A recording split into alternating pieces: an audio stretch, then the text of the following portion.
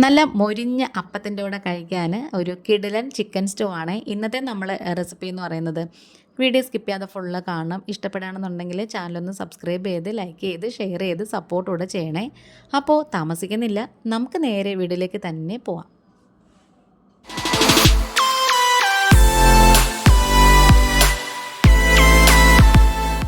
അപ്പോൾ ഇതിന് വേണ്ടിയിട്ടുള്ള പച്ചക്കറികൾ എടുത്ത് വെച്ചിട്ടുണ്ട്.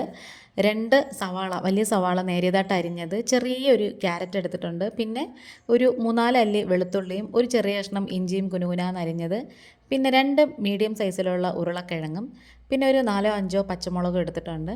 3-4 കഷ്ണം ചിക്കൻ്റെ പീസും കൂടി എടുത്തിട്ടുണ്ട്. അത് ചെറുതായിട്ടൊന്ന് കട്ട് ചെയ്ത് വെക്കണം.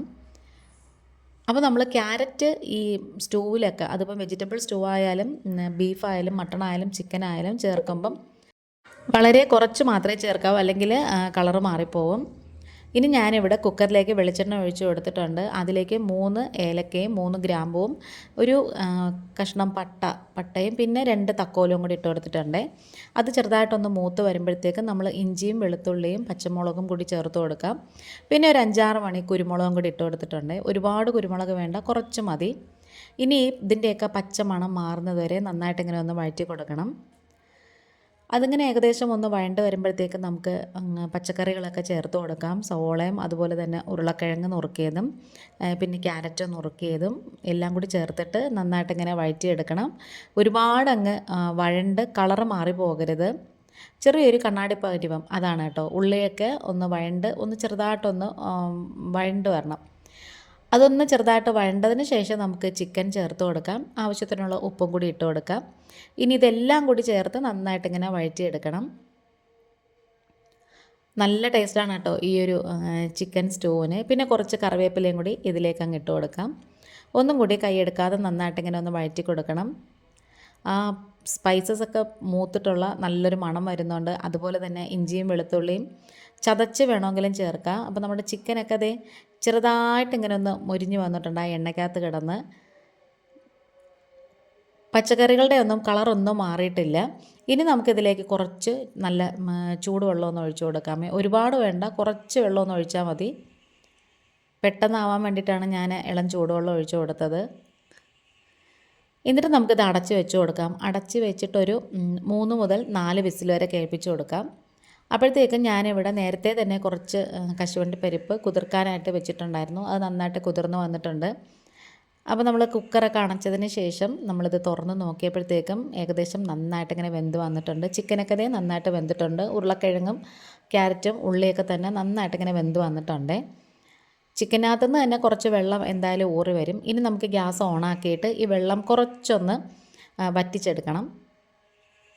പിന്നെ കുറച്ച് കുറുകി കിട്ടാൻ വേണ്ടിയിട്ട് നമുക്ക് ആ കിഴങ്ങൊക്കെ ഒന്ന് തവി കൊണ്ട് തന്നെ ഒന്ന് ഉടച്ചു കൊടുക്കാം. ഇതിലേക്ക് നമ്മൾ 2-ാം പാല് ചേർത്ത് കൊടുത്തിട്ടുണ്ട്. 2-ാം പാല് ചേർത്തതിന് ശേഷം മീഡിയത്തിൽ വെച്ചിട്ട് നന്നായിട്ട് ഇങ്ങനെ ഒന്ന് ചൂടാക്കി എടുക്കണം. ചെറുതായിട്ടൊന്ന് കുറുകി വരണം. ഒരുപാട് ലൂസായിട്ടിരുന്നാൽ ഈ സ്റ്റൂ കാണാനും കഴിക്കാനും ഒരു ഭംഗി കാണത്തില്ല.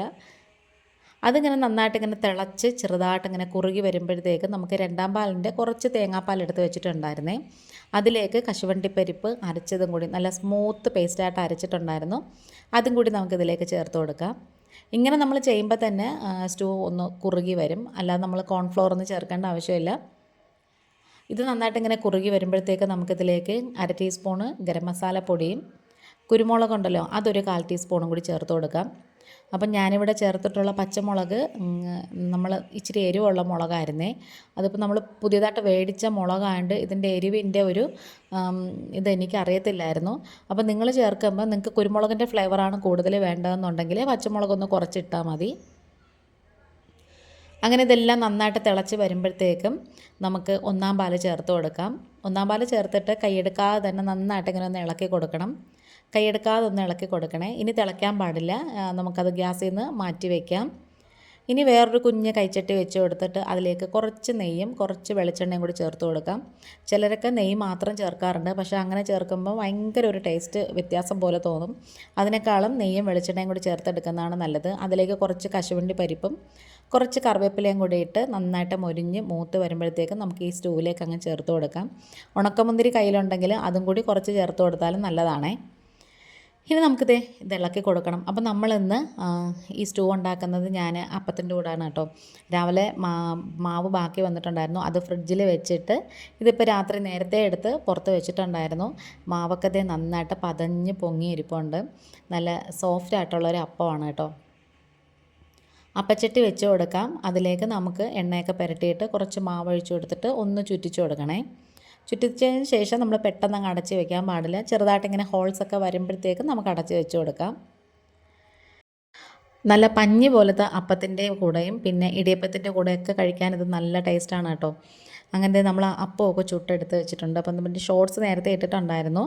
നമ്മുടെ വീഡിയോ വൈൻഡപ്പ് ചെയ്യാറായി. വീഡിയോ ഇഷ്ടമായ സപ്പോർട്ട് ചെയ്യണം. ഇന്നിപ്പോൾ ഇത്രയേ ഉള്ളൂ. വീണ്ടും വരാം. താങ്ക്